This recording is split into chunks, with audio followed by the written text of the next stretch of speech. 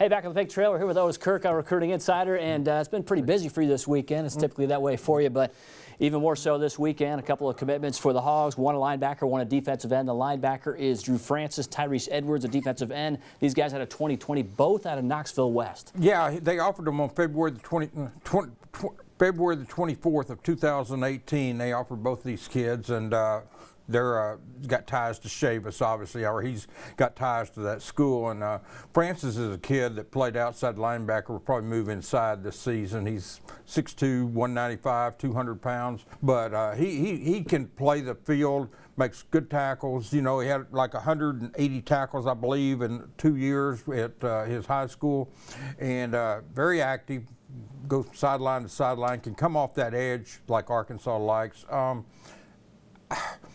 Tyrese, man, if you look at Tyrese's film, you're going to love him because he can really disrupt an offense. And I'm going to tell you who he reminds me of, and this is not necessarily Arkansas, but Tyrese was recruited by Missouri, offered by Missouri. Yeah, I was already saying that. He reminds me of those defensive ends that Missouri have gotten through the years. That's saying a lot, yeah, three-star defensive ends that maybe didn't have the recruiting hype that others do. What do, they come in and dominate in the SEC and get all SEC and then get drafted into the NFL. That's what Tyrese, that's exactly.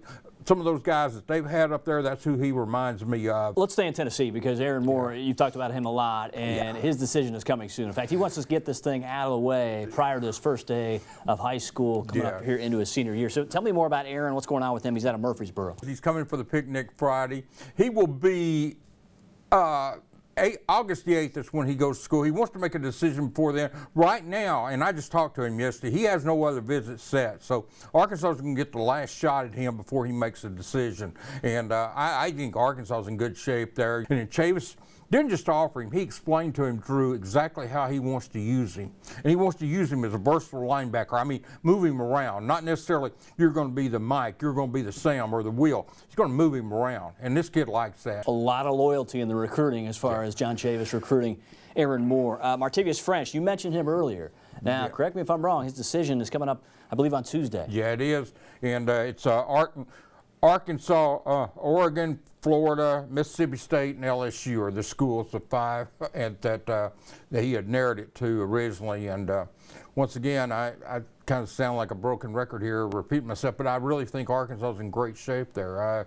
This is a four-star linebacker who can come in and really make an impact early. I mean, this is a big-time recruit. I mean, those are the schools he narrowed it to, but he had Tennessee. He had a ton of offers. In terms of finishing things up, let's talk about Marlin Crockett, because Crockett is out of Searcy, and he's a safety and a receiver as well. Yeah, you don't get very many move-ins. Sometimes our kids move to Texas, and, you know, Texas gets a lot of move-in. This is a kid coming from Gregory Portland High School down in Texas.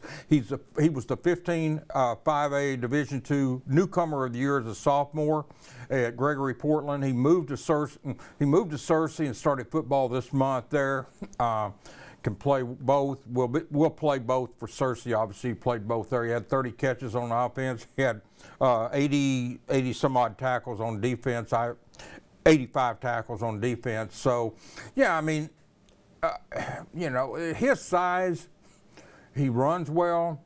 He's the total package. And for Arkansas to get a move in like that, what it does, and he's got a lot of schools recruiting him, but now Arkansas is certainly in the mix. Now, it helps Arkansas to have a kid living in your state. Last note, the Woo Pig Nick, it's coming up. And tell me why this is so huge for Arkansas football. Well, what it is, you've had the dead period for basically a month now. It ends Wednesday, the 24th.